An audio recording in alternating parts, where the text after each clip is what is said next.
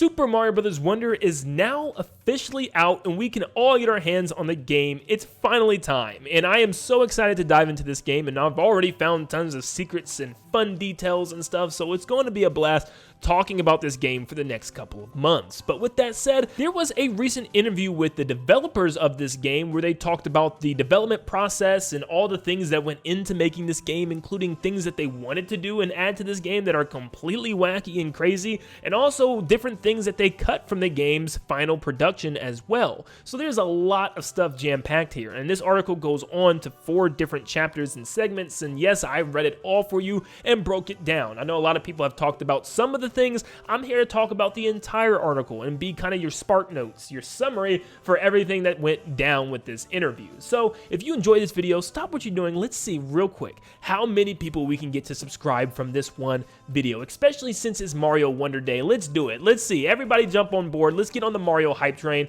Thank you so much for tuning in, and let's jump into the interview. So first we have the introductions, and I wanted to bring this up because I thought it was interesting with Masanobu Sato. And he says, "Hi, I'm Masanobu Sato, the art director for this game. My first involvement in the development of 2D Mario games has been when I created animation for the Koopalings, the bosses in New Super Mario Bros. Wii. I've been involved as the design leader since New Super Mario Bros. U." So this guy is the one that you can thank for the Koopalings. Now I don't know if it's their idea to include them, but they definitely worked with all the development of the Koopalings, you know, the animations, the way they work, the way the boss battles worked and stuff, which is pretty interesting. I just wanted to put that out there. And clearly for him to be working on this game, did not have the Koopalings, which is strange, but some of the bosses in this game, I would say so far, definitely reflect that from him for sure. And that's for another video. Obviously, I don't want to spoil the bosses for people, but you can see a little bit of that in there, whether it's for the better or for the worse. They discussed that it's been 11 years since the last 2D Mario game, and yeah, they're not counting Super Mario Run in this, which, you know, kind of makes sense. It was a small mobile game, but as you can see, they're not counting it. Where Mori says yes, while Super Mario Maker, Super Mario Maker 2, and New Super Mario Bros. U Deluxe were released after the launch of the previous title, this is the first new 2D Mario game in almost 11 years, which is pretty cool, you know, and it just shows that it's been a very long time and this game was definitely due. But then they go on to talk about other things like the inspiration for this game and why this game happened, and Tezuka states how a lot of people thought Mario Maker and Mario Maker 2 were just going to be the new, you know, staple for 2D Mario, and they said nope, they have some new ideas that they want to add, and they don't want to just stick to Mario Maker being the only thing for Mario. This then leads into the actual talk with the engine in this game, and Hayashida says, "Yes, I remember Mori-san saying during the early stages of development that we shouldn't use the same game engine as in the new Super Mario Bros. Series, but rather create a new game engine that would serve as a foundation for future 2D Mario games." Thankfully, Tezuka-san also told us to prioritize content over schedules. So, as you can see here, this was developed with New Super Mario Bros. Completely wiped from the board. They didn't want anything to do with that engine anymore. They wanted something completely new, and they're going to use this new engine for future 2D Mario games, which is very exciting, which shows that they probably already have plans and ideas for a 2D Mario game. It's not going to be another 11 years, which is really great. Now, they also came out with another interview recently that talked about how they don't know if it's going to be a Mario Wonder 2. It's probably not going to be that. It's going to be something different, and I think that should be obviously the case. I think it should be a one-off. This Wonder event, you know, thing is a really specific thing that should stay in this game. I think this should just be a one-off Mario game, and then use this engine for future, you know, Mario games. Maybe the next Mario games look like this, but it's not necessarily, you know, Wonder Flowers, Wonder events, and stuff like that, which just makes a lot of sense in my opinion. So a lot of the ideas for Wonder actually came from 3D Mario games, which is very interesting. As Mori stated, "I wanted to include at least one element in each course that would surprise or delight players, so I decided to consult Hayashida-san, who had been involved in the development of 3D Mario games, and I asked him how he included such elements in Super Mario Odyssey." So obviously the Wonder event is, you know, that element in every single stage that includes something that's a surprise for everybody, which is really cool how each stage has something to look forward to. It's not just another platforming stage.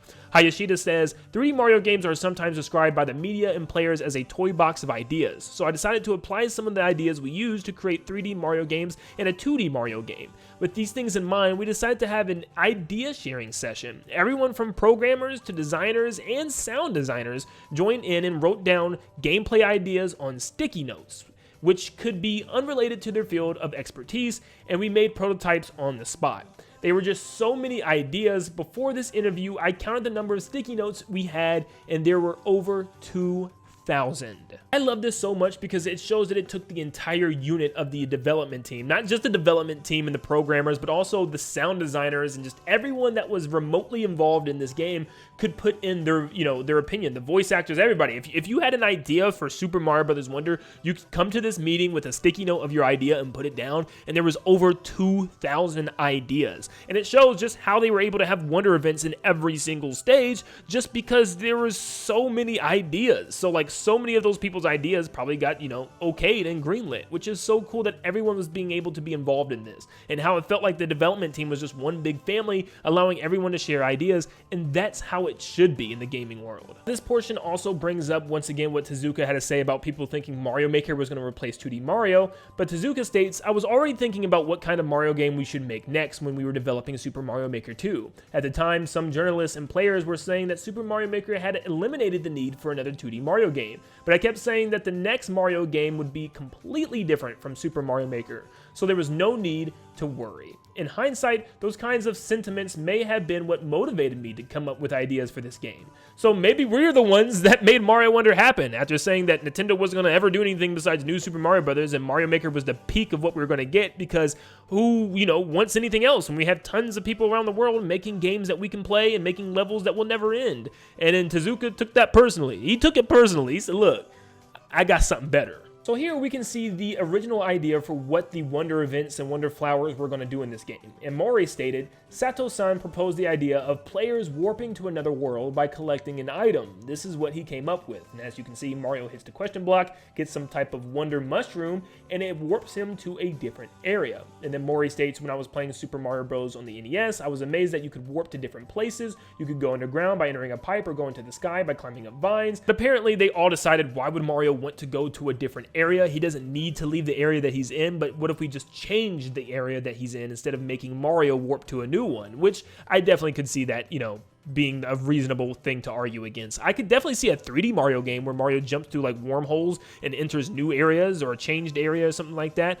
Maybe for the future, I don't know, but we're just gonna have to wait and see if that ever gets used. Then we get to hear some of the crazy ideas that they had for this game. Kondo states, "Yes, I share the idea of an 8 heads tall, life-size, live-action Mario humming along with the background music as he goes along." Yeah. Straight up. And then Kondo says, yes, when he jumps, he says to himself, boing. The idea was never used though, and they all laughed. And Kondo says, "I felt I had to take the lead in going to the extreme." So I don't know if this was like an idea for what the original game was going to play like, or maybe this was like a small part of the game that he wanted to see. I would actually have loved to see a Wonder event. Now let me tell you, I haven't played through the whole game. Maybe it's in there somewhere, but like a Wonder event where Mario looks like one of the residents from New Donk City or something, or like a realistic human and he's singing a song for one of the Wonder events. That would be so crazy and wacky. But yeah, a 8 heads tall, life-size Mario singing or humming to the background music. It's so crazy. Like, what? And then to end this first chapter of the interview, we get to hear from Koji Kondo, the sound designer for Mario games all across the board, states that we've incorporated the sounds of musical instruments and digital synthesizers to introduce a musical genre that has never been heard in Mario history, which is pretty interesting. You can definitely hear it. There's definitely some generated sounds, but also playing alongside musical instruments as well. And the sound design is weaved into the entire game itself, and we'll talk more about that, in a different part of this interview in a little bit. But yeah, you can just hear it when Mario does a ground pound. It's like a drum roll, and just like the new notes that make a sound when the players jump at different pitches for the different players, and then the elephant sound effects as it changes the music entirely and makes it a lot deeper and different with different instruments playing. So yeah, it's a little bit of digital and, synthetical music put together. I love it. It's actually really cool, and it is a very different design that I've not heard before. So then the developers were asked about the Mario movies integration and also the models of the characters, and for the movie, they actually didn't know when the movie was going to come out, and not too many of them knew really anything about what was going on with the movie and stuff, so the game did not have any tie-in to that. But they did know that people were going to watch the movie, and some were going to want to play this game from the movie, so that's why they started doing certain things like making the characters' models more, expressive and more animated, so that way people could relate with the movie versions of them as well. And that is why they talk about the 3D models used for this 2D game as it was first introduced in New Super Mario Bros. Brothers. But as you can see, yes, the 3D models were a big thing for them. They wanted the 3D models' faces to pop out. They wanted Mario to kind of face in a 2.5D way, so that way you can see all the expressions on his face and not him just looking sideways like in the new Super Mario Brothers games. And you can see with this diagram, yes, the face kind of pops out at the player, the entire head and his stomach, you know, kind of aligns so you can see what his expressions are. And they also talked about how there were so many extra joints added for the animations, and you can just play around with this in-game and see all these little things you can do to see Mario's animation and the other characters' animations when they pick up items, when they stand at the edge of giant platforms and stuff. So yes, they wanted to give the characters lots of expression like the movies and make them relatable. And then once again, they talk about how the sound effects played a major role as well instead of just the graphics, because Kondo states, "I agree, we gave each character a distinctive jump sound and deliberately created sounds that would help convey the character's movements to players. Also, we wanted to give it a fresh feel by integrating the sounds of musical instruments into the sound effects. So in this game, we used an electric ukulele made of Yezo spruce from Mario's jump sound. Using strings to accompany the traditional action of running before jumping to increase jump distance has enabled us to add sounds of varying dynamics to better express the feeling of ascending. This is the first time the jump sound changed based on how the player jumps, just like how string instruments make different sounds depending on how strongly or softly a musician plucks the strings." So once again, just extreme attention to detail with the sound effects in this game. The sound effects are incorporated into everything in this game and meant to be very much detailed, and I am glad that they spent so much time on not just the graphics and the way that the characters move and the animations, but the sound design as well. But going back to the animations of the characters, this also applies to the enemies. Now, as when Goombas get trapped in between two blocks, they won't just bounce back and forth really quick like they used to. They'll actually have a separate animation where they'll sit there and just look upset and confused, which is pretty hilarious. But Hayashida states, "Since the designers had created fed-up expressions for Goombas caught in gaps, we thought we'd better develop nice gaps for the Goombas to get stuck in at the right time." So that way, you know, obviously players can see this more often so they can actually use this expression.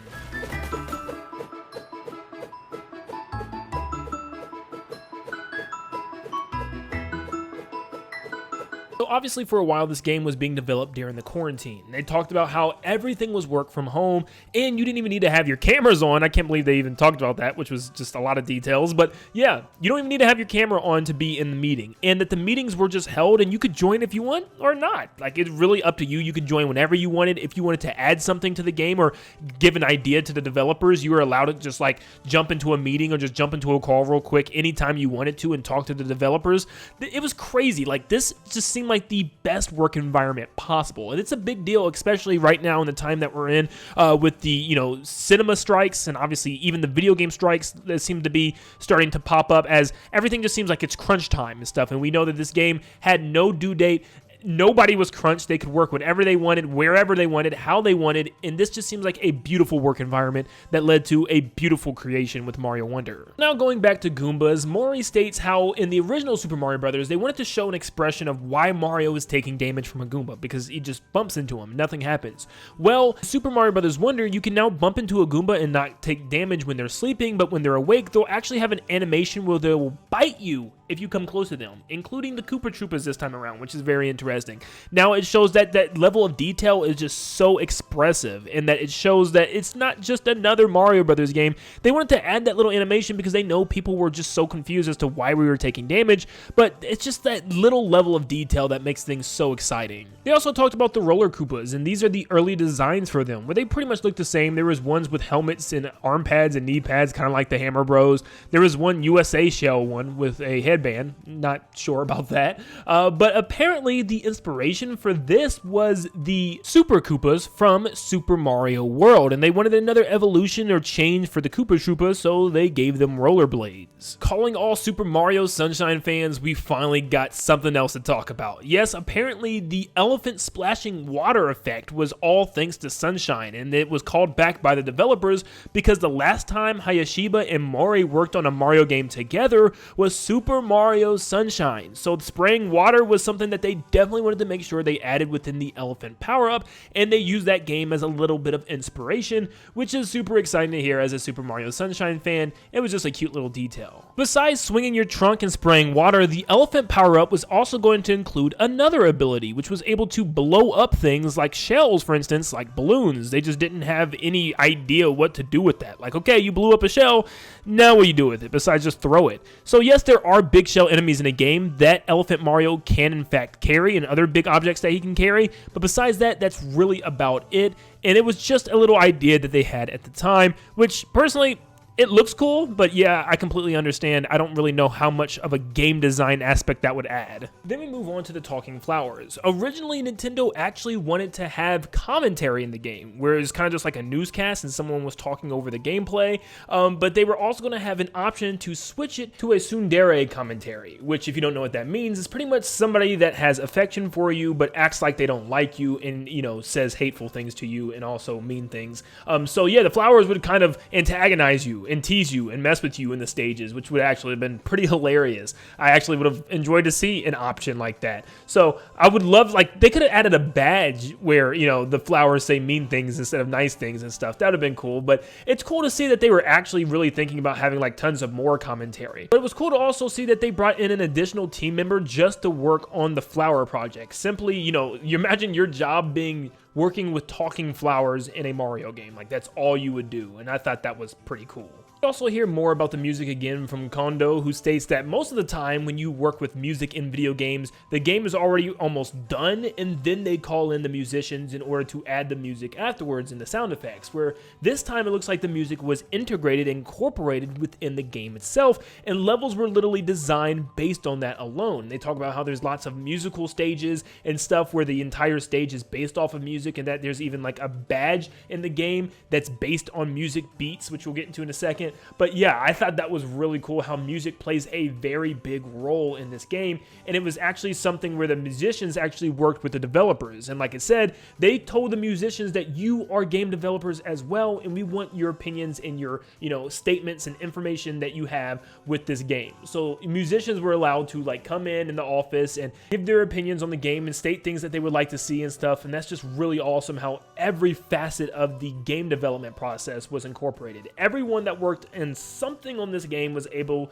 to incorporate ideas. Yeah, once again, they were able to incorporate an entire badge thanks to this, where you will jump on every fourth beat, which is really cool. So I'm assuming this is going to be a rare badge that you get to collect and another really cool thing to replay levels with, and I thought that was really neat. But yes, there's lots of musical stages in this game that involves new music and, you know, musical theme timing things, kind of like there's even like a little bit of Rhythm Heaven stages that I played so far. So I really enjoyed that aspect, and you know, it's a very musical game. And for the fourth and final chapter of this interview, there's only a couple of interesting takeaways here. The first one being, apparently to Hayashiba, he states, there's apparently a hidden character who appears in some of the recent 3D Mario games, so please try looking for them, which is pretty interesting. And I think I know who they're talking about based on what I played so far, but keep that in mind in your playthrough, which I thought was pretty cool when I found them. And last but not least, we have a page of sticky notes for the development of the game, stating things like, use the concept of multiplication to expand ideas and create.